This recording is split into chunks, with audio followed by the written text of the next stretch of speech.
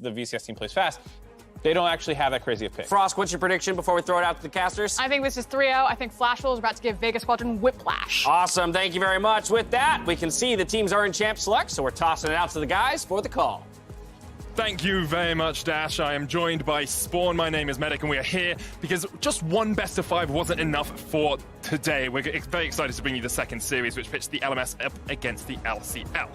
Certainly does, and this is a region that has clashed in the past. As I was mentioning on the analyst desk, this was Flash Wolves versus Gambit this time last year, and let's just say Flash Wolves made quick work of that series in saying that Vega Squadron, whilst bringing some of the similar cheese, do play a little bit more standard than what that Gambit lineup did. So excited to see whether No Man's lineup can lead themselves into what would be an MSI group spur. It would be an incredible performance by them as well. I think a lot of people think of Flash Wolves as the favorites coming in, almost at the same degree that Team Liquid were the favorites in our first best of 5. Yeah, absolutely. And I mean, let's hit on a couple of the new players of Flash Wolves rather quickly. Rather in the mid lane was the ex-mid laner of Griffin. He's on loan over there. Chelsea, one of their big shot callers and just a playmaker.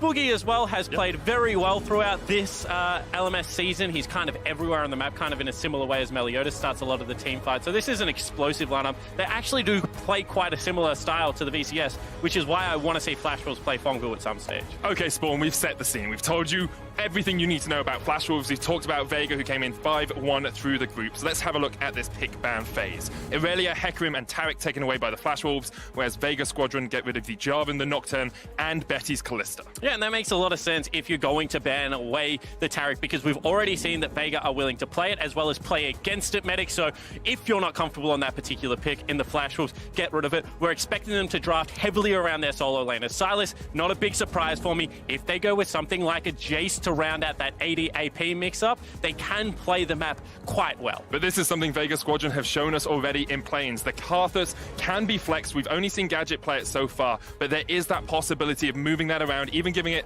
perhaps to a Nanosec in the jungle. And it just farms so quickly, right, in the jungle position. So if you're going to play an up-tempo game, you know, lots of clash in the river area, then Karthus is just a nice pick to be able to take towards that. It does, however, have to be coupled with very secure lanes, because obviously it doesn't have the best gank assist until level 6. So interested to see whether that is going to be a pick for Gadget, you know, try and shut down the bottom lane of the Flash Wolves, or whether it can be flexed around. We will have to wait and see. The Tahm Kench will be the second lock for Vega Squadron. That will go down towards Santos in the bottom lane. And it makes a lot of sense to me, right? Because if you're worried about the solo laners, let's get some globals in our comp. Let's get a Karthus ult to maybe shut down Hanabi. Let's get the Tahm Kench ultimate to be able to assist through that 1-3-1, play through that mid lane area. So I think that right now, Vega look very prepared for the Flash Wolves lineup. And that's always a question of the play-ins, right? You've played against your group. How prepared are you for your best of 5? Well, it looks like right now, Vega well and truly up to the task. Definitely seems like it. And of course, it helps that Vega's traditional playstyle deals with those side laners pretty well as well. You know, you want to shut down Hanabi, you want to shut down Rather, and it looks like Flash Wolves are going to play for a little bit of safety towards the bottom lane. It's the Ezreal as the pick for Betty. And this is what we expect to see out of Betty. We expect him to be on a team fight champion. If he's able to 1v2 his lane, even better. Let's, you know, unlock Chelsea, get him onto the map nice and early, setting up dragons. This is a team that loves the 7-minute dragon, the 10-minute Rift Herald, the, you know, break out of the laning phase. And, you know, Ezreal, one of the best AD carries at just parking in mid lane and not being able to rotate around the map. And, you know, Boogie picking up Rek'Sai, also no surprise. They want to have some early game power. They want to be able to go at this Vega Squadron lineup and take fights early. Yeah, that's what we always see from Flash Wolves. Early skirmishes, you're looking at the 7-15-minute mark. That's where they start to go for those aggressive plays. Vega will lock in their jungler here in the form of the Sejuani. Good CC threat and a strong tanky frontline for the Vega Squadron lineup. And this is the first champion that a Nanosec has played a second game of at MSI play-ins. He's been playing very unique picks so far, you know, willing to pick up things like the Hecarim, had the Kindred and the Kha'Zix games as well, but a little bit more of late game insurance scaling here, lends towards the team fight. This right now means that if I was the Flash Wolves lineup, I'm starting to think about, you know, Akali, Aurelia, and Jace. Which of the solo lanes do I want to get rid of that partner so well with Sejuani? You know, take away some of the early game potency she can have and relegate her towards that late game farming jungler. And especially since Vega Squadron have first pick after this ban phase, getting rid of those powerful flex picks is important. There's the Jace being banned away. Flash Wolves would have liked it on their side, but they have to get it away from Vega Squadron. Vega removed the Akali themselves. And that's a great point. If they do take away the the Aurelia from their self, all of a sudden, this mixed damage 1-3-1 kind of falls down, and you're already dealing with, you know, a tanky frontline. Potentially, Boss can go towards something like the Hecarim as well and really beef up that frontline, which means that you would like to have the mixed damage on the top side of the map. Well, the Cannon is the second ban coming out from the Vega Squadron. I have seen Hanabi play that 4 times in the regular season, 100% win rate on that pick as well. So no surprises to see that removed. Flash Wolves do have a couple of options here. We've talked about the Aurelia. They could look for, you know, another powerful mid lane back. The only other thing I can think that they would do is just remove something like the Nico or the Heimerdinger if they didn't want to play against it.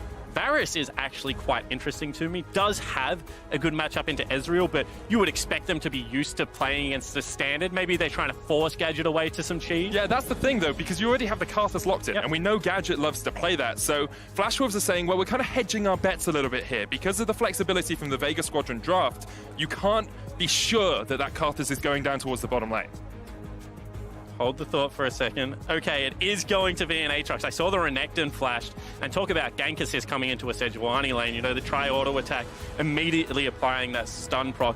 But in saying that, a very nice lane right now set up in the top lane for Boss against Hanabi. If that is going to be a Sylas top, I would expect it to be the case. Hanabi does take a lot of resources for his team, does pay it back in pressure, if not in outright damage for the squad. And I think that this does set Boss and Ananasik up for some success in camping out that top lane. It will also be only the second Aatrox we have seen at the tournament. I believe it lost last time, was played by Mimic in the Bombers versus Fenerbahce match. So expect Boss to have maybe a little bit more agency on that. The next pick coming out from Flash Wolves, the Galio, that's going down towards the support, gives you a bit more map pressure. And there's the Gangplank last, so it is an AD threat coming out from Flash Wolves. Yeah, it certainly is, and we've seen Gangplank played by Impact in the last series and certainly had a good performance being able to outplay some of the ganks, but it's that trough that I'm worried about. We've spoken how active Flash Wolves want to be on Summoner's Rift. Well, now you've got an Ezreal, you know, has to come online. You've got a Gangplank, once again, more in that scaling basket. Can you really look for those 7 to 15 minute team fights when you are playing the scaling game? Big question marks around the Flash Wolves comp compared to how they play domestically. I love this from Gadget, though. It says the Karthus was a flex all along. We're going to take Vayne down towards the bottom lane. Karthus goes, you would expect, towards mid. Of course, could go towards the top lane, but Boss at the moment is on that Aatrox pick. Yeah, and whilst I don't hate the Karthus mid lane, I do think that it is a risk into Rather, because giving him now a global ultimate to be able to have such easy access to, right? Doesn't have to try and find the jungle. It doesn't have to take a trip down bottom lane if you wanted to play around Hanabi. Instead, just going to be parked out in that mid lane. Does mean that the early game fights become a little bit easier again. You've got a Rek'Sai, you've got an early Karthus ult coming out of your mid laner who's going to be stacking up that AP. In fact, they might have just changed it. Is that going to be Vayne mid for Noman's? It is a possibility. We're past the 20-second mark, so Vayne's mid is going to be picked up. Now, Noman's has played this in the regular season. He has 100% win rate, has played it once in the regular split. I remember it being a super-duper pocket pick, but I really didn't think they'd crack it out on the stage. Vayne into Sylas. That is a matchup we will have to break down when we get on into the game. And not only Vayne into Sylas Rek'Sai. So much CC coming out of there. Pre-level 6, there is a target on that mid laner's back. He's saying, come at me, and we'll see whether he can play around it. We'll have to keep our eyes open. Mid lane is the place to be, it looks like, as Flash Wolves take on Vega for a position in the MSI main stage. Flash Wolves have been to MSI 3 times before this, have never missed a semi-final at MSI. Never mind group stage, they always make it out of that round robin and get towards the semi-finals. And I'm sure all of their fans at home will be hoping this year is no aberration. Especially given the changes that have gone through for the Flash Wolves. As a team, completely rebuilt, 3 new members, new coach, new expectations for the LMS region. Excited to see whether they can, you know, continue to climb into that glory of the semi-finals. It's going to be a tough task, however, as I feel like this MSI is quite stacked. It's incredibly stacked, and Vega Squadron trying to show that they are here to party. Of course, it was Flash Wolves that knocked out Gambit last year, taking them down 3-0. And it's kind of been a few years before, since we have seen the rise of the Commonwealth of Independent States. You know, I'm looking back to Albus Nox Luna days, Gambit Gaming days, when they were really at their peak. Sure, Vega Squadron will want to show in their first international tournament that they can challenge those old names. Especially considering the fact that they went through some of those legendary players to have their MSI berth. This is a team that, you know, did drop 4 games during the regular season. Didn't look shaky by any means, but were not the favorites coming in, you know, analysts betting against them. but able to prove people wrong. Came into Group B, big expectations, and absolutely crushed it. They absolutely destroyed their group. Now let's get on into the action because there's so many unique and interesting picks here for me, Spawn. We talked a little bit about how Flash Wolves have this 1-3-1 composition, but what are Vega Squadron looking to do? And that's what I was going to say. They also have a very good 1-3-1 comp for themselves, because if you get Vayne towards 2 items and a QSS, one of the best duelers in the game, you throw on, you know, the Tahm Kench ultimate to be able to navigate around the map, a good global there from the Karthus as well. This is certainly a potent setup. They can go towards 6 teleports in this game, Medic, as well as a ton of global ultimates. Expect for there to be fireworks early. I'm looking forward to it. Gadget actually stayed in the lane here early on. Ananasik was helped out by Santos in the jungle, but Gadget just chunked out a little bit. You expect this, you know, Ezreal Galio, the Winds of War, the Mystic Shot combo. It's going to be a bit hard to deal with in the laning phase. And just very hard to get priority against an Ezreal early who's able to spam out for the attack speed through the Mystic Shots. Not to mention, all of Xiaoxi's kit is going to be AoE, and he's got himself a Relic Seal. So you're exactly right. They're just going to look to push in. Gadget's not too perturbed by that. Just wants to be able to scale up. Karthus, the longer the game goes, the happier he is. Scales off both levels as well as the ability power. I think you could say that for almost every champion in this game in terms of scaling. Like, I look at the Vayne, I look at an Aatrox, they're both pretty good scaling up. Sylas, Gangplank, Ezreal, all of those are very happy getting to those 2-3 items or so. Yeah, they certainly are, and at the same time, you can see Noman's kind of bucking what I thought was going to be the landing phase, pushing into Rather, and you can see he got a very cheeky ward into the Raptor camp, so also spotted out Boogie's first clear. Hanabi trading into boss in the top lane. Across the board, just skirmishes starting to happen. Boogie's going to spot out Ananasik here. Ananasik does have the smite. Boogie's is still on cooldown for the moment. Yeah, one of the cardinal sins, however, is contesting without mid lane priority. You've seen Rather has come across, but now it's just going to mean he loses out on some experience, some gold. Boogie will get the Scuttle Crab, and kind of the pressure dissipates. Yeah, the level advantage, I think, for Boogie over Ananasik means that you can't really pressure that too much. Ananasik just goes, gets his Razor Beak, says, okay, you know, I lose out on the double Scuttle. It's not the end of the world for me. This top lane, however, is becoming quite rough, and another invade onto the topside jungle. And Boogie coming in will land the knock-up onto Ananasik, and Ananasik will knock him back. No Man's on his way up, but already Boogie gets some damage down. Still has the smite as well if he wants to steal away this red buff. But with Hanabi being able to push in top, he can just rotate down. And that's why I was saying Hanabi's lane becoming a problem, because topside jungle is up and available right now for Ananasik. He wants to be able to clear out those camps, get himself the level 6, but with that priority, not going to be able to go for it. Trade aggressively in there by Betty as the Arcane shifted forward. Actually, Santa's very low. Still has the thick skin, so they can't go in for the full engage. Yeah, also a heal available as well, so don't want to over-aggress with that summoner spell up. Yeah. They had the Ignite, could have looked to potentially burn it, but instead just sit on it, wait for some jungle assist. Flash Wolves have come out swinging in the early game here, about a 300 gold lead or so. Hanabi trading well in the top lane, but Ananasik is looking for his first gank off the game. And this is very aggressive from Ananasik on the Sejuani coming in, they're baiting with the back. If that works, that is an absolutely next level play. Gadget here behind the minion wave. There's a cannon there though, so they don't want to trade too aggressively in it. Betty will land some damage onto Ananasik. The double taunt comes out. Teleport now used by Flash Wolves. They want to take the fight. Betty low on mana. Santa splashes away. He's got the Sejuani as Bella. Can't quite land the abduct, and counter teleport comes in from Vega Squadron. It's No Man's joining the party, but both teams just have to back off in the bottom lane. Good response teleport there from No Man's, however, Rather already missing the skill shot, and you can see cannot walk back up river. Complete control of bottom side map for Vega. So we'll have to recall. Gadget also gets his recall stopped there, Medic. That's a big deal because a massive wave crashing would have liked to be able to teleport back towards it. Has to stick around for a little bit longer. That he does. I mean, he will have the teleport still after he pushes out this lane. He's got a little bit of gold underneath his belt, but it slows him down rather than really hampers him too much in the laning phase. He's only sitting on 1,100 gold, so potentially wants to get back to the Catalyst, the Protector, start scaling towards that Rod of Ages. And of course, the earlier you get that, the quicker you become a high damage Karthus. Is running the Dark Harvest in that bottom lane as well, as to be expected on Karthus. You want to build up their stacks as much as possible, and then when you hit level 6, we're looking for those ultimates. And the big surprise for me here is that the Gangplank has done so well during the laning phase. 6 CS, you know, pushing in continually versus that Aatrox. And then the Vayne in the mid lane. You know, we said going to be a target early. Well, it's just farmed up a Storm. And I love, we set up the expectation that both the supports want to roam around in the early game. You can already see Santos is in the mid lane, Xiaoxi is in the mid lane, and Gadget and Betty are like, cool, we'll farm down towards the bottom side. Let our supports try and help out those mid laners, try and get some of these skirmishes off. And Ananasik is coming up towards the top lane right now. Boss will land the Infernal Chains. Hanabi is level 6, has the flash, going to try and jump away, but the chase in from Anasik, the stun lock.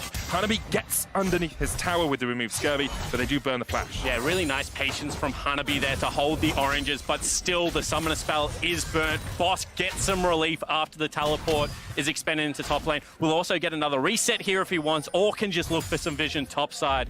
And Anasik has been so active on this Sejuani so far, obviously reading the fact that Flash Wolves do like to get on the map and understanding that even though he's playing some scaling, can't just sit back and farm. In saying that, it has hurt him.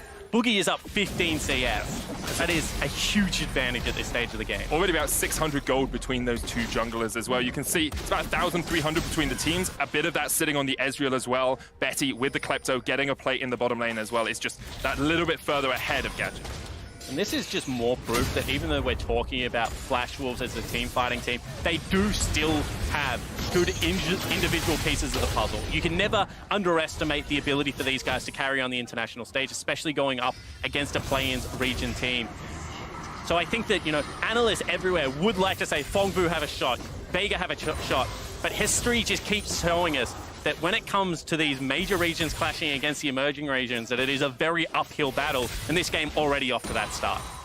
It always is. It's a struggle bus a lot of the time for those emerging regions, but we are slowly seeing improvements. We're slowly seeing bit by bit. Yes, Gadget going triple Dorans here instead of getting that Catalyst of the Aeons early on. Yeah, it was called the mini Catalyst. Yeah. Like mini Rod of Ages back Mana, in the health, day. AP, what more do you need? Just 3 of them, and potentially that means going for an early Luden, so just wants the HP to be able to live through the laning phase. Now he'll scale up towards the cooldown reduction.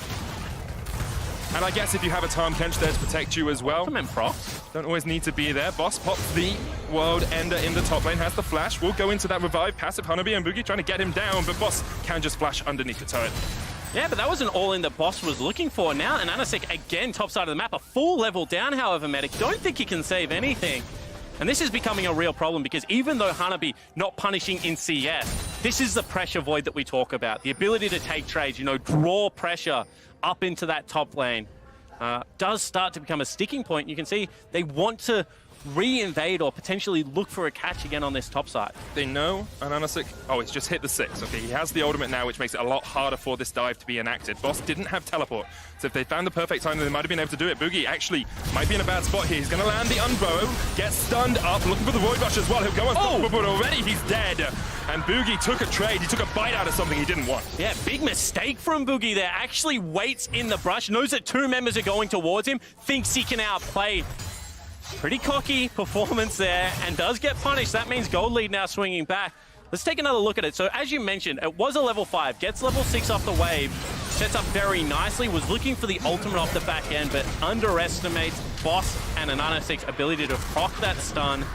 The ultimate was also expended from Hanabi, so resources used and nothing gained for the Flash Wolves. And it's closed the gold gap for Vega Squadron as well. You can see it's only about 100 gold between the two teams. Looking across the board, CS actually pretty even now. Only that lead for No Man's in the middle lane for Vega Squadron. And it also leads to a reset top side of the map as well as Scuttle Crab going down. We mentioned the fact that Flash Wolves love the 10-minute Rift Heralds. That's not going to be on the menu today, because of the fact that that top lane play went so awry. You can see already Galio heading towards the play, wants to get involved on the map. There's nothing happening in an Ezreal versus Karthus matchup bottom lane.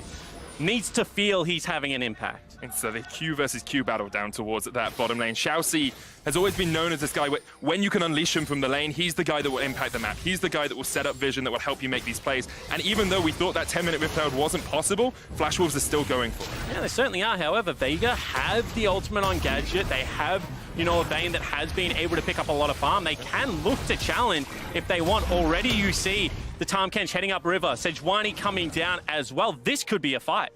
I hope it is. And Anasik here across towards the side, puts the control ward in the pit. Flash Wolf still on that Rift Herald. The Eye's not going to proc now. They've got it under the 2,000 health threshold, and Anasik jumps in. Look for the spot. He'll steal it away. Rather uses his own ult against him, though. Boss going to come in with the World Ender, trying to get towards that Rift Herald. He just needs to get the Eye, but instead, he will take down Boogie. Santa's here as well as Vega Squadron step forward. No Man's on his way. Vega will take the 1-for-1 and steal away the Herald. And the telegraph play is just on accounts for everyone to look at. 10-minute spawn. Rift Herald started started up against pressure on the top side of the map. They trade 1 for 1, they lose their Herald. This game getting dangerous for the Flash Wolves. But what I love about it is it shows Vega Squadron have done their research about Flash Wolves as well. I mean, also the fact that they were just sitting on ward, you know, a Rip Scarlet. I didn't need to research all that much when it was an open book test, Medi.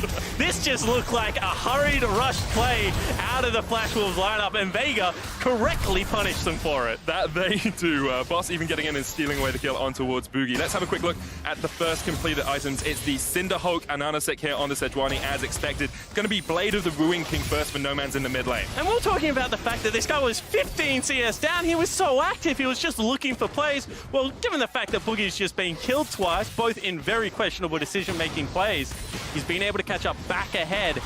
And, you know, the tanks always scale better than the carries in the jungle position. And we did ask how much Flash Wolves would have been affected by some of those roster changes we saw coming into 2019. Of course, Mujin was the jungler for Flash Wolves last year. Boogie coming in. It's his first international tournament. Maybe a little bit of nerves, maybe a little bit of first game jitters. Yeah, and it's not like the Flash Wolves completely trust this guy either, because in their semi-finals versus AHQ, they were also willing to sub him out in game number 4 after they had dropped the game. Did bring him back in for the decider of that matchup, but this is someone that they certainly are willing to at least experiment with. It's going to give a lot of gold over to Boss here as the Rift Herald comes down in the top lane. First time we've seen him play the Aatrox, be much more of a Hecarim player. And I did worry for him a little bit in this lane matchup against Hanabi, one of the key carries for Flash Wolves. I thought he could struggle, but he's even on CS. He's got a couple of kills. He's got the U-moves first as well on that Aatrox. Yeah, even in CS, it's always difficult to judge versus a Gangplank. This isn't a Klepto Gangplank. The farming with the barrels, you can see with the plates now is going to be up about 500 gold, but that's 2 kills. All those plates going across and still Hanabi hanging very close here. Do think that this has been a little bit of Boogie losing some of his mind, and Chelsea, who is a main shot caller for this team as well, kind of misreading the state of the map. And next steps for these teams as Vega Squadron take their second neutral objective in the form of the Cloud Drake. You've still got scaling. It is the Luden's first on Gadget that we talked about, so he'll be building up a lot of damage as we come towards those fights. And this is getting worrying, because all of a sudden you've fallen behind. You've got yourself a Vayne, who I thought was going to be very easy pickings for something like a Rek'Sai. No attention going towards it whatsoever. Then you've got the Karthus and Tahm Kench. You know, maybe we can pick on that, like get priority dive. But that hasn't been the case either. Really, they've tried to play around the top side of the map, but they've lost Herald, they've lost the Dragon, and they've lost control of the current state of the game. Vega Squadron seizing control away from them in moments as well, making the plays that they need to. We talked a little bit about the trough that comes out from Flash Wolves as we get towards these items. It looks like Vega are going to hit those first items sooner, and especially on someone like a Vayne, that's such a powerful point to be at. Yeah, it certainly is, and that's the area that has impressed me throughout the state of this game. From level 1, No Man's has had control of that mid lane wave. I thought as ability power came through, you know, potentially there was a way for Rather to swing it around. They do have themselves, you know, the Galio ult, the Gangplank ult as well. One of the best early ganking junglers in the game, but just has been able to play with these double control wards. Great map setup from Vega with kind of reckless abandon. It's working out for them so far. Worked out for them in the playoff stage as well as Anasik up towards this top side, just trying to catch out Hanabi. But you can see Xiaoxi once again is on the top side of the map. He's trying to make those reactive plays if Vega do anything. And the longer this laning phase goes for Vega, you know, with the scaling they've got, a Vayne, a Karthus, you know, Sejuani jungle, the happier they are going to be. I don't think they're in any rush to break this map open. As soon as they get a long lane as well, No Man's teleport back up and available. You just throw him into that area. Tahm Kench and Karthus protect him so nicely. So the current pace of the game suits Vega. We said that Flash Wolves, when all else fails, get active. Well, it looks like they can't do that. They want to pump up the pace a little bit here. Spawn, they're going for the top lane dive. It's Hanabi underneath the tower. Xiaoxi here as well. All the teleport's going to join the fight as Vega maybe bit off a bit more than they can chew. Rather get stunned up and counters it as Anasik locked down with his own ultimate. Flash Wolves will get the kill, and Vega made the play happen, but then lost out in the end. Yeah, and they knew that Gadget could not follow. There's an ultimate to come, but no Karthus himself. They also expend Hanabi's ultimate to answer on the other side of the map. The experience of the Flash Wolves lineup, you know, that cool head in a pressure situation shines through. being in the right position at the right time. Shouty was there. He was ready and waiting for that top lane dive to happen. And maybe Vega a little bit too antsy, a little bit over anxious to try and make this tower dive work. Yeah, and I think even more impressive, the fact that, you know, with full jungle on the bottom side up, Boogie's there to respond to the gank as well. Hanabi able to clear out majority of the wave. Double teleports coming in. We spoke about the fact that there's 6 of them and some global ults to boot. Just get everyone in the top lane. Let's have a little bit of a brawl. And then we still have Hanabi's there to answer on the bottom side of the map. However, big window now where Vega will have control of the global and should be able to set up in the way that they want. And for a while, we'll have a 3 teleport to 0 advantage. Actually, Nomad's just used his to get back in the mid lane. So only looking at Boss having that TP advantage down towards the bottom lane. Vega can enact this 1-3-1 to a degree at the moment. They've moved Gadget up towards the top side. They've moved Boss down towards the bottom. And that does surprise me, Medic, because as you pointed out, No Man's teleporting back into the mid lane. We said this is a guy that probably wants to be in the long lane. You know, Aatrox can still go up there. Melee champion plus Sejuani always is going to have threat, especially with the World Ender and 2 items picked up. However, I feel like Vayne deals with open spaces probably the best out of the Vega lineup. Also very interested that still parked in this mid lane with Tahm Kench as well as Akathis. I thought this would be enough mid lane priority to kind of dictate the pace of the map and play towards the sides, but obviously very happy with how the map has played out so far, not wanting to mix anything up. Maybe just waiting for, you know, those 2 items, 2.5 items, the real power points for this composition. When Vayne gets a Ginsu, she's so powerful. When Gadget gets a little bit more AP underneath his belt, he can really impact these fights. And as you said, Aatrox Sejuani is enough to force Hanabi back away from his tower. That was a force, and I think that it was an appropriate force to go for, because now the map finally starting to open up. We do have, once again, standard lanes resuming. It's not like Flash Wolves are strangers to standard lanes. One of their games kind of went for a 22-minute laning phase into a Baron, into a closeout that I was watching the other day. So they do like to also lane pretty long, but so far, if anything, I've been more impressed with Vega's read on how Flash Wolves want to play, and I think that they've beaten Flash Wolves to a lot of the punch outside of that last turret dive. They definitely have, and I think it's always important to sort of tint our words with the idea that Vega are a playing team, and so we expect Flash Wolves to have the advantage. We expect them to make plays like this as No Man flashes away, rather underneath the tower. Santa's coming in with the Abyss of Voyage. There's the Requiem. Death from above as Rather gets locked down. No Man's gets the kill, and once again, it's great reactions from Vega. Yeah, and once again, an overreach from the Flash Wolves because you don't have the globals. Now mid lane under fire. Let's see if they continue the play. This is all you have to wait for. Boogie's actually jumped away from this, and the Nanosec can just catch him out. True Shot Barrage comes in from the Ezreal, coming up towards the lane. Betty trying to help out his team, but now Vega can pull down. There's an Ocean Drake here. Gadget's pushed in the bottom lane, and Vega had priority all over the map. And Gadget just the beneficiary of this, being able to hold on to his teleport, farm out bottom lane. He's now level 11. He's got himself a 10 CS lead. They want to continue here. Yeah, Nanosec jumping in. Boss on the chase as well. Xiaohu gonna get stunned up with the Glacial Prism. He'll flash away. And Flash Wolves will just escape for the moment. But as you say, Gadget definitely the beneficiary, going over 10 CS a minute. And every single time it looks like Flash Wolves have a way into the game. You look at the map and you know now that it's this time No Man staying at home in that mid lane, being able to take down another turret with the help of Tahm Kench. Everything opening up right now, 2,000 gold, the lead. And we've got to keep going back to it. The scaling is just all there for the Vega Squadron lineup, and Flash Wolves' decision-making so far leaves me with no confidence that late game they're going to be able to execute around this. Yeah, we said Flash Wolves can play 1-3-1 very well, but Vega seem to be doing it incredibly well themselves. And when you're hitting 2 items before your opponents, if you both scale equally, you are at the advantage. And this is No Man's nearly caught out. The great use of the ultimate and willing to burn an early flash means that teleports now have time to complete. Timing on the Karthus there as well. Doesn't hit a stopwatched up user. And it nearly looked worse. I mean, you pointed out, Boogie nearly got caught on the bottom side of that jungle. There was an Nanosec there with an ultimate available. Does manage to escape for his life, but now turret's falling down. Dragon's firmly in control of Vega. In fact, every neutral on the map has kind of been theirs for the taking. And this is taking away exactly what Flash Wolves want to do. They want to get to these objectives first. They want to set up. They want to make sure that they're the teams making the proactive play. Well, Vega's kind of read them and is getting them there first. Definitely are at the moment. Now, the question is, can you take the next step? That's always what we see. Fongru Buffalo against Team Liquid's early game was incredibly strong. They had 1,000, 2,000 gold lead from here, but Vega now need to show us they can convert that gold lead into an advantage that snowballs the game away from Flash Wolves. And Flash Wolves kind of need to just put the brakes on the game and retake stock, because you can see they're still looking for those aggressive plays. But doesn't look to be there right now. And bottom side of the map, once again, you got Hanabi in this 1v2. Caught out with a couple of lay wastes. We'll put the barrels down as well. Santa's just chasing him away. And I do want to bring our eyes to Hanabi, because he has consistently been the carry for the Flash Wolves across the LMS. He was the top laner that really dominated for them. But what happened was they gave him gold, and he didn't always convert that into damage for his team. Yeah, and whilst that is correct, and that's a tale that you get told, when you do watch the games of what he's able to do, he does put pressure on the map. And I think whilst damage is a key stat to track, it's more about where Hanabi draws members, how he creates unequal team fights on the flip side, and his ability to play forward a lot of the time in these games. So certainly think that he does take a lot of resources. He's kind of a sponge for everything around and just vacuums it up.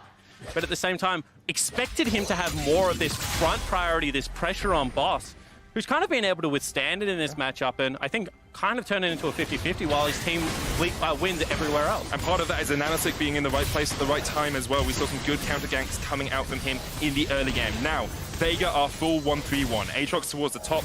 You've got Gadget, Santas, and Ananasik near that mid lane, and now Noman's has been moved down towards that bottom side of the map. And let's talk about priority for a second, because the ability to catch a wave past neutral point, push it without the wave dying on your side, and then move into the jungle first is what we're talking about. That means that vision gets set up for things like Baron, good flanking wards can come out and available. And you can see right now that, they're keeping kind of 4 creeps alive, and they're able to move first into these areas of the map. It makes it very dangerous for Flash Wolves to try and fight for things like vision. Infernal about to come up. Baron always on the option when you have a Karthus comp. They need to be able to cheat tempo somewhere, maybe sack a side lane and be able to get on the map first, because otherwise, in an equal numbers fight, Vegas should have the advantage right now. And you can see there, Boogie was only warned about Ananasik being in his jungle by the tremor sense. When you don't have that vision, it becomes so much scarier to step forward. And with things like a dragon coming up soon, it means Flash Wolves have to try and find a way to get some wards on the map. And look how far up, Boss is able to catch this wave. No Man stepping completely past, even though they have jungler on this side of the map. You can see Tahm Kench already moving down. They want to be able to take the last outer. Has the Abyssal Voyage, the tower going low as No Man's tries to chip away at it, but Flash Wolves just can't defend. You can't do anything against the Ginsu's Rageblade, Blade of the Ruined King, already completed on No Man. Especially when No Man gets to sit there and stack Rageblade up on the wave before the fight even starts. That means that every fight he goes into, he's going to be charging in at full damage potential already. And you can see that with this area of the map controlled in the mid lane, bottom side jungle has just become a playground for Vega. They're going to be able to move in. No Man wants Hanabi. Hanabi just stunned into the wall, uses the orange straight away, but No Man's will just chase him down. Hero's Entrance comes out, No Man splashes away. Kill him. 1v1, now he can turn him around onto Xiaoxi. Here comes Boogie though, they're looking to lock up the vein. Devour is available for Santos and he gets him out, but the shutdown will still come out. And Ananasik and the rest of Vega Squadron now want to turn it back around on the Flash Wolves. Betty jumping back, rather on the front line. Pops the stopwatch, has the Requiem stolen away. The True Chopper will do a lot of work. Gadget flashes forward, trying to get the kills, but he just can't get enough. Xiaoxi will go down, the Requiem comes out. Counter Requiem has already been used. Vega Squadron all survive, and Flash Wolves will get out with their lives. The back and forward fight there starts off with the 1v1 for No Man's, but the Flash Wolves equal to the task. Still, that dragon on your screen is going to be the primary objective, and Flash Wolves will secure it for now. Boss still has teleport. If he really wants to contest, he could TP down here. Ananasik's on his way as well, but it might be a little bit too greedy to try and stop Ekti and Boogie from doing this, especially with the teleports coming in from the Flash Wolves. Yeah, that was a very quick teleport coming in from Hanabi to be able to secure it. However, now with that resources expended, he can't be the member to play the bottom side of the map. It is going to have to be Rather. And this is what we're talking about with side lane Vayne. You've got a long distance to cover. Well, she's got CC, she's got the slow. And I think actually if ran back through the jungle, maybe would have even had a little bit more area to outplay. Rather did a good job of cutting that off. However, it did mean that he was then caught between the rest of the Vega Squadron lineup. And Boss flying in here. You can argue about the target prioritization of the Vega Squadron. Boss trying very hard to, I guess, separate the back line away from the rest of the team fight. But in the end, it is a 2-for-2 trade. And you can see the potency that Vayne is going to have on the side lane. Didn't have to burn the teleport. Can just go back and set up resonancy down there. So powerful. Going to be up towards the top side with the Baron up. It makes sense to have your strongest member on the strong side of the map. Boss still has TP down towards that bottom side as well, so could join a fight. And now we'll see how good Vega's vision control is. You want to deny as many wards as possible around this Baron pit. Keep Flash Wolves in the dark as much as possible. Yeah, and this is going to be a 2-item. Ooh, that's going to be a 2-man Baron. But the wards just outside the pit will spot them out. It means Vega can't really do too much about this, and that's why the stages, the setup for a Baron play are so important. Make sure the enemy team hasn't been there for a few minutes so you know all the vision's dying off. Clear it out, get your control wards in, and that's what we want to see from Vega. Absolutely right. And at the same time, we want to see patience because their team scales. So just hold them there. You've once again got push bottom lane all the way to the tier 2 turret. You're getting burst access to mid lane wave. Just play the patient game. Don't overforce. Don't be willing to play a reckless style of League of Legends. You should be able to win every side lane conflict at this stage of the game. If it ain't broke, don't fix it. And Flash Wolves are the people playing from the back foot time and time again. You can see Rek'Sai just shooting Prey Seekers at brushes, saying, I hope they're not on the Baron right now because there is no way for us to check them going over the back wall with something like the Tahm Kench Devour with a Vayne showing on a side lane right now. But every single time they duck into Fog of War, more questions are asked of this Flash Wolves lineup. Gadget sitting at 2 items as well, just landing those laneways. Betty down to 2/3 HP, and No Man's had just recalled. He's now finished his Phantom Dancer, 3-item Vayne, well and truly online. Whereas across the other side, Flash Wolves, you've got a more on Betty. That will help him out against the Karthus. You have Trinity Force Yumu's completed on Hanabi. Got a couple of items on Radha as well, but they're not keeping pace with Vega. As far as Radha versus No Man's goes, that's a wash. Like, don't even talk about the lane matchup anymore. No way that goes in a 1v1. It's going to be all about the ultimate utility. Nothing? Oh, that's cheeky. That is super cheeky. Can he solo it? I don't think he can. Okay, now I think they've seen the Sejuani come across. Hanabi's going to join them. Boogie's down towards the bottom side of this. Xiaoxi has just backed away. Teleport coming in. Flash Wolves know they have to take the fight, but Vayne is out. Lots of teleports being used here. Flash Wolves had no idea. They used both teleports. That is an absolutely abysmal play from the Flash Wolves because now Vega can just push the sideline. And they just are so patient. Exactly what we asked for from Vega. You know, the setup of the vision, block them out for the 3 minutes and just play your side lanes nice and calmly. Just got them the best reward of all. 2 teleports expended. Now Radha, who I don't think can contest the side lane, you know, down on items, has to try and fight it. If you're not able to generate pressure, Vega can just move back in, take away all of that vision, and rinse and repeat, but this time without the ability to get 5 members there. I'm really impressed by Vega so far. As you say, their patience. Like 5 minutes ago, we asked, can they play it out? Can they keep their advantage snowballing away? That's exactly what they're doing. Yes, the gold lead hasn't extended by that much, but they can just make these plays around vision around the Baron. And we always talk about what these planes, these wild card, emerging regions can do to upset the major regions. It seems that you need some confidence, some swagger, play your game, but it also needs to have something, you know, a little bit cheesy about it. And I think that right now, Vega are showing that not only do they have both of those components covered, but they also have the patience and the trust to slow down when they have to. And that has meant that this game has kind of been a bit of a shutout for the last, you know, 10, 15 minutes. They've been able to dictate the pace since that Rift Herald, and unless a major mistake comes through, you're going to have Karthus on level 16 with 3 items. You're going to have a 4-item Vayne just around the corner. And this is a recipe for disaster if you're a Flash Wolves fan. You can see just continuing to be steady here for Vega. They need to clear out this vision, using those sweepers as appropriately as possible. Have some control wards in their inventories as well, so I want to see those get placed down. But it's just a waiting game. It's a waiting game until you have the push in the lanes and until you can start up that Baron once again. Or until Flash Wolves make the mistake, right? Yeah. You don't even have to be proactive at this stage. Until 6 items, time is just always on your side for the Vega lineup. Hold them in this position. Make them get desperate. They're playing Rek'Sai, you know, they're playing things like the Sylas as well that don't necessarily have the best teamfight impact if the team fights are just short and over in an instant. If Sylas gets, you know, 3 rotations of the ultimate out, completely changes the makeup of that. But in these short, you know, burst 1 member out, use a Karthus ultimate, use an Ana 6 Sejuani's ultimate. They don't have a great face checker outside of Xiaoxi as well. So many things for the Flash Wolves right now, just not in their favor. We start to move from the position where you use Karthus ultimate as a closer to Karthus ultimate as a start for the fight as well. You can see No Man's ready and raring to go. Already level 17, highest level on the in the game on that Vayne. 16 coming up on its way for Gadget, and because of the pressure in bot, Boss can just take a dragon for free. And a great dragon to take, not because it's an air drake, but because we're about to hit 30 minutes, and that means it is going going to be not the outer spawning. I thought he was going to wait. I was going to say, I thought he was going to wait a second. 2 areas of the map to play. Apparently he only wants 1 right now, Medic. Yeah. maybe you just want another dragon, you know?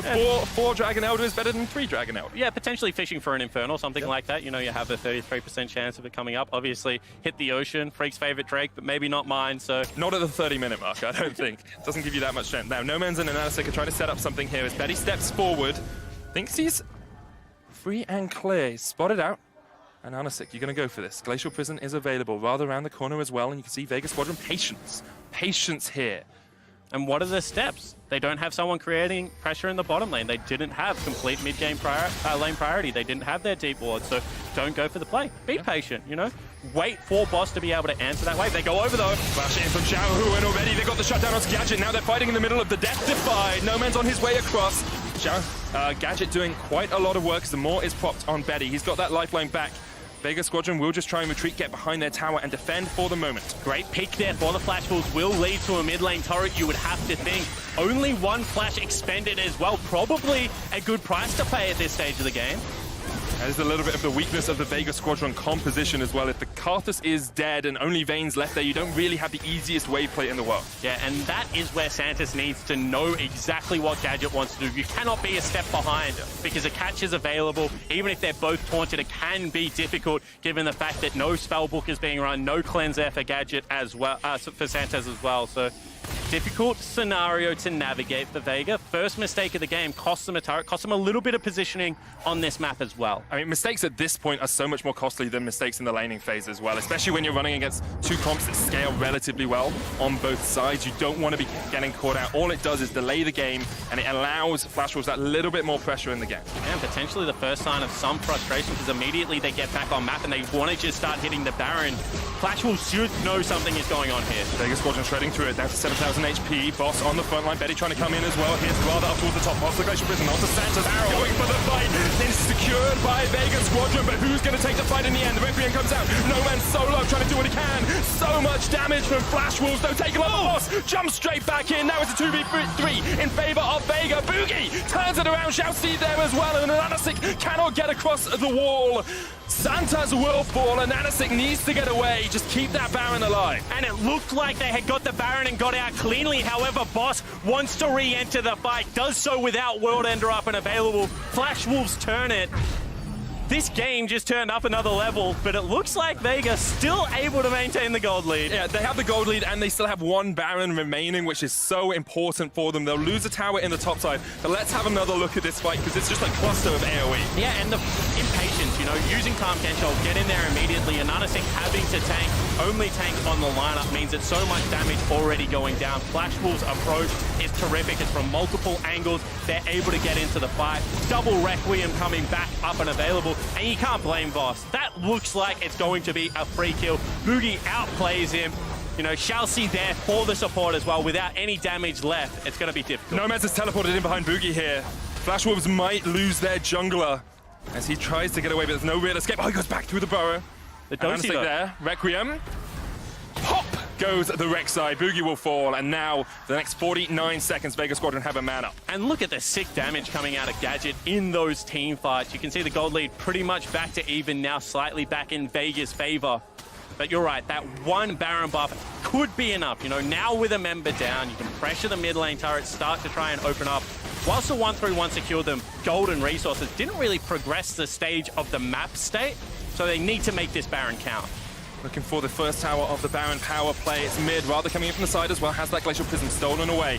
Makes it very hard for Vega Squadron to push up, especially for Santos, who would, if he tanks the Glacial Prison, he's likely just dead. And now imagine if Boss had himself a Baron buff available, if he could just sit back behind this turret, take pop shots like this with the Baron buff running. Instead, Hanabi able to clear out that wave will mean that another creep wave, which is only just coming from River, has to be weighted in before they can apply pressure in multiple areas again. Mid lane tower down to a third. There's the Glacial Prison. Hits onto Santos. True Shot Barrage comes out as well. Santos still has the thick skin. Will keep himself alive for the moment. Redemption used as well. Flash was just trying to keep the tower alive for as long as possible. Wave is pushing in top, but by now, Hanabi has been able to come around and react. And this is the thing. If you don't hold the wave, the mid lane and side lane waves do not crash at the same time. So you can see as they're just pushing through as quickly as possible in both areas, means that they're unequal bounces. Even bottom lane wave being neglected, teleport being used in mid lane again. This is getting a little bit sloppy from Vega. I would like to see them go back towards that 1-3-1. You know, Vayne at this stage of the game is unrivaled in that. They go down towards bottom lane, they're looking for the catch. Rather, jumps away with the abscond, and it's only Boss and Santos who are there. And you can see the tone of the game has shifted. It's no longer this patient play. It's, is there someone on the side? Like, can we attack them? Is there a Baron up? You know, let's go to the Dragon. Let's just try and keep the up-tempo pace of this game going. Potentially worried about the coordination and the skill of this Flash Wolves team in a team fight, or potentially thinking that they just have enough items to be able to close this one out.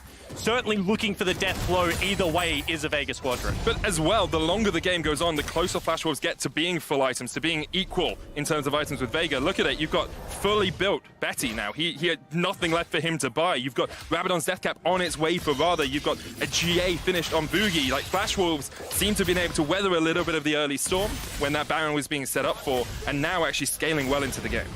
Yeah, and the only problem with that, right, is that when you see Chelsea, his ultimate, way more impactful in a team fight. If you want to start ramming heads with something like a Galio, impact for what it can have over a Tahm Kench is just completely different ball games.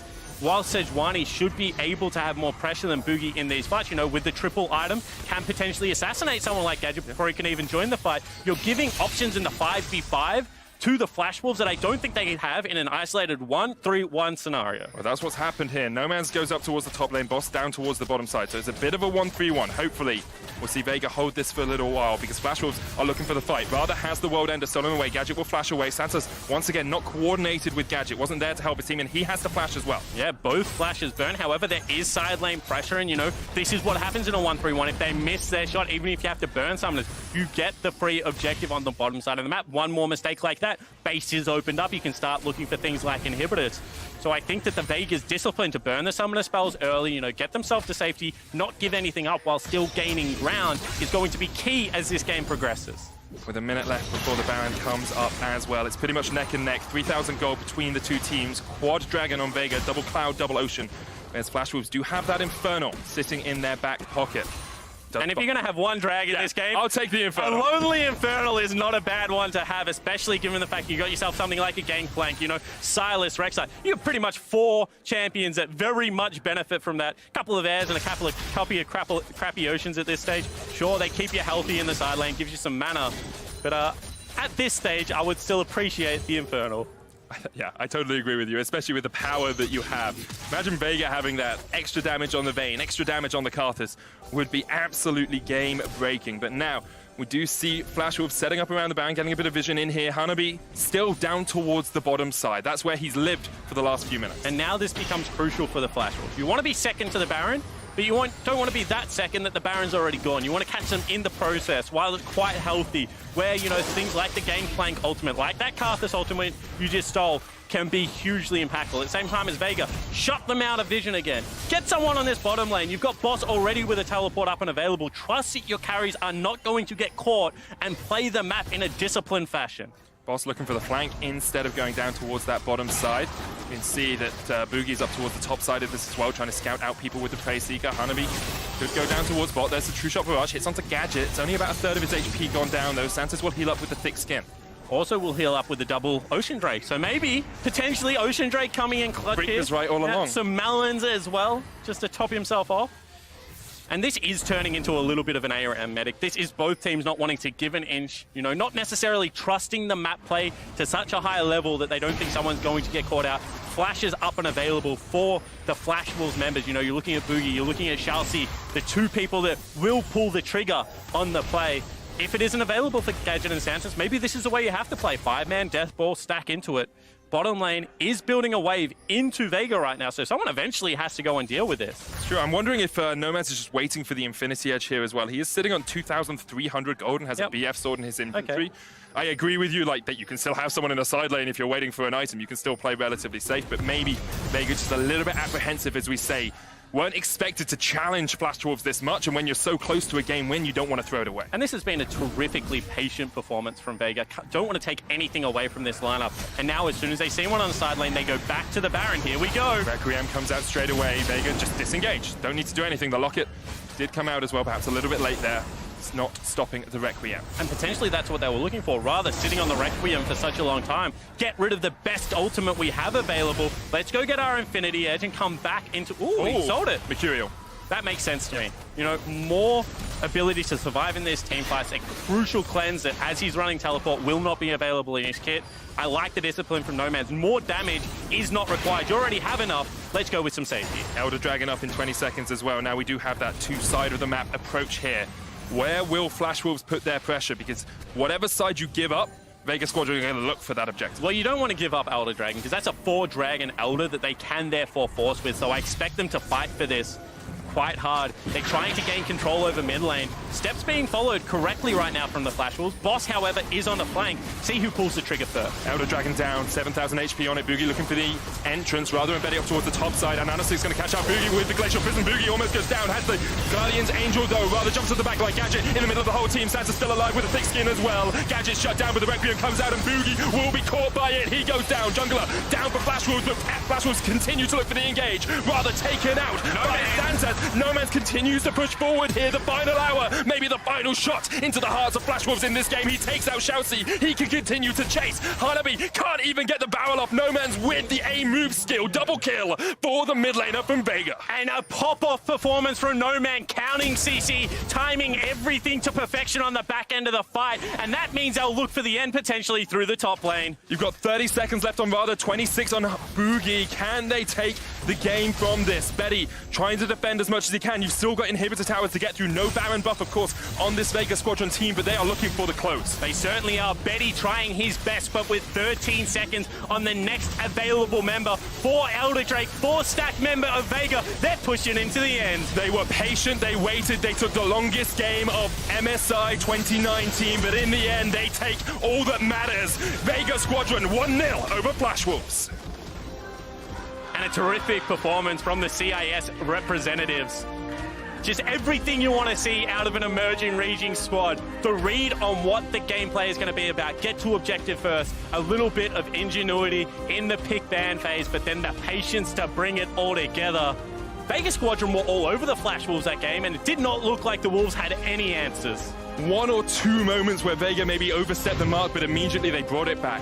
They made it another patient play. They set up the vision control and they said, hey, Flash Wolves, come at us. Take the game to us. And I think more than that, you know, the ability to be able to navigate around a very aggressive sides, you know, say what you will about the 1-3-1 and the inability to get back into it. They did set up as 5 members. They were always first to it. Their vision control was very, very impressive, Medic. And when they did go into the 1-3-1, it looked good. They had the ability to be able to attack the side lanes as well. So really, when you're going down the pick ban list, was it perfect? No, but was it good enough for a very comprehensive victory? Absolutely. It definitely was. And I think a lot of people doubted Vega coming out of Group B. They said it's the weaker group in the play-ins. They're not going to be as strong. But this game really showed how high their level of competition is. It certainly did. And it answered some of those mechanical ceiling questions. You know, No Man's being able to take it to Rather, a guy that did play for Griffin and be able to style on the matchup. There were little things in this game that if you were a Vega fan, you know, the skill ceiling isn't that out of reach. Your play style does lend itself to some very interesting games. I think that there's a lot going on here. All right, let's get a closer look on how Game 1 played out. We're going to hand it over to the State Farm analyst desk. Thank you very much, Medic. Vega Squadron picking up a game here to make it 1-0 over the Flash Wolves, but what a stark difference between this series and the last series. This game went over 41 minutes, the longest of MSI, as you heard Medic say. But we were talking about kind of this mountain that Vega was going to have to climb in order to take this best-of-5 series. How did you guys feel about the attack plan here for that squad? Well, they brought a jetpack. That's basically what that composition was. They're like, we got to go over the mountain. I've got, like, the rocket boots on. I got the jetpack. I got the helmet, and they flew over it. That is one of the craziest, coolest drafting things I've ever seen. And Vega, they've been doing it all split long. I didn't think it would work against an emerging power region, but boy, did they prove me wrong. This is insane. Well, the crazy thing is you say, like, you know, it's like a jetpack over a mountain, but it's like it's the first of maybe 3 mountains you need the jetpack over because that was such a hard-fought game for them, and like they did so much in the game, in the draft, you know.